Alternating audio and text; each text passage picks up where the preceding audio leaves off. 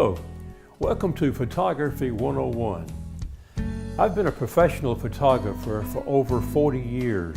I'm not famous, but you've probably seen my photographs in several magazines and trade publications.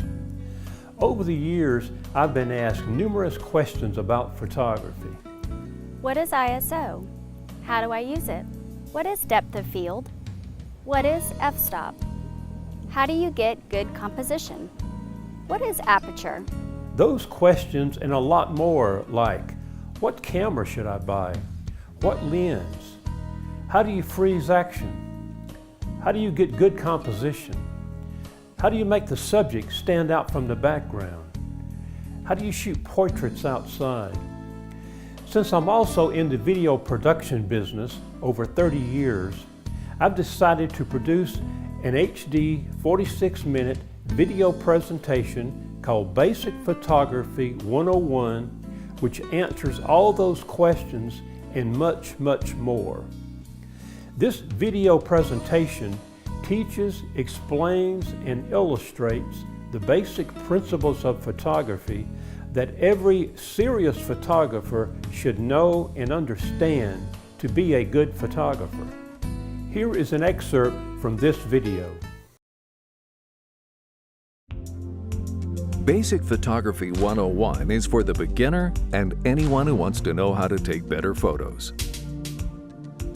The purpose of this video is to help you understand the basic principles of photography: exposure, depth of field, and composition. We'll discuss light, ISO settings, aperture, shutter speed, and other photography terms, making them simple to understand and apply. It doesn't matter if you shoot with a film camera or a digital camera. The basic principles are the same. If you shoot with your camera settings on automatic, the camera is doing all the thinking for you. The camera is adjusting the aperture and shutter speed based on the light striking the subject.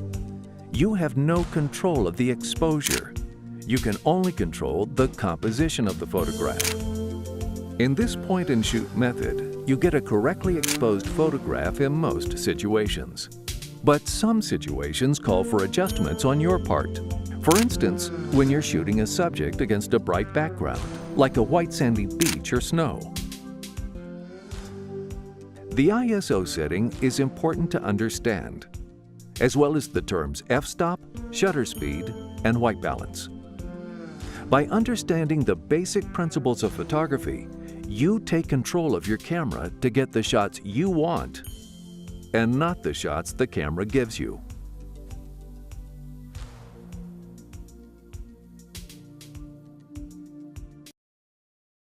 I guarantee you this video will teach you more in 46 minutes than a photo course or class will teach you in 6 months.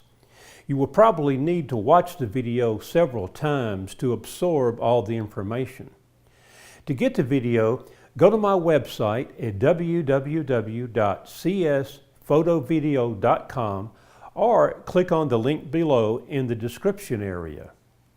You have 3 options for getting the video. The HD Blu-ray version is only $29.99. The SD Standard Definition version, DVD, is only $24.99, or you can download the video for only $19.99. And it only takes about 5 or 6 minutes to download this 46-minute video presentation, depending on your internet service. Here is another excerpt from the video.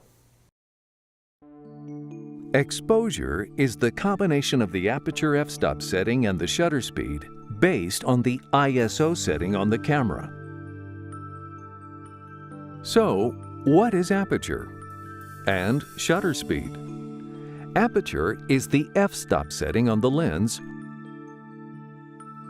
or an internal setting on a digital camera.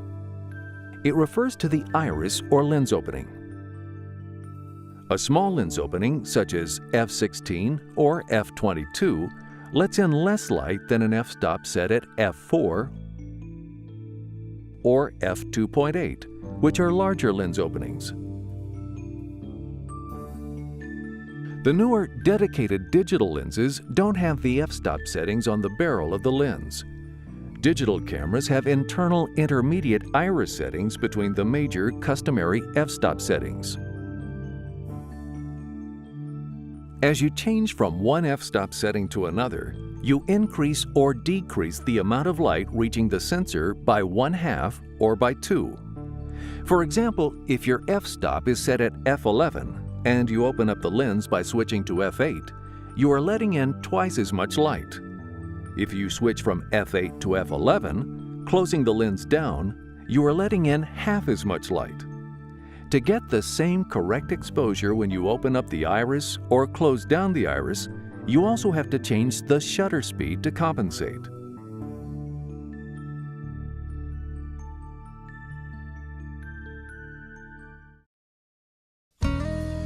I hope you liked my presentation and subscribe to my channel for more tips and information about photography.